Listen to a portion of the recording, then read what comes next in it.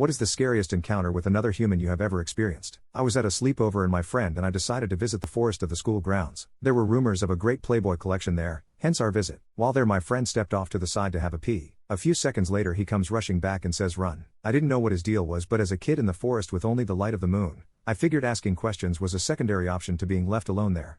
We ran until we couldn't run anymore. Finally my friend explained that there was some weirdo looking at him pee. He said that the guy was rubbing one out. Being kids with a history of pranks, I thought he was messing with me. Then I looked back and saw the guy a long way back but moving in our direction. We kept running towards my friend's place and he kept following. When we got back we thought we lost him. We snuck back inside and turned off all of the lights in the basement. We laid there silently and terrified. About 10 minutes later we see something move by the window. We knew someone was out there. We stayed completely still and quiet. A minute later we hear a noise coming from a room in the basement. We both lost it and started yelling for my friend's dad. He came running down the stairs and we were yelling that someone is in that room. His dad flung open the door and the window was open and there were fresh marks on the wall from someone climbing in or out. For some reason he didn't call the police. He decided to stay downstairs with us for the night. I didn't really sleep and in the morning my friend's dad made me walk home with him. A few blocks away and there were a bunch of police. As we walked by, one of the cops stopped us and asked if we saw anything suspicious last night. We told him the story, which kicked off further questioning. It turns out that a kid went missing from his room right around the same time that we got chased home. They found the guy a few days later and he had taken his own life.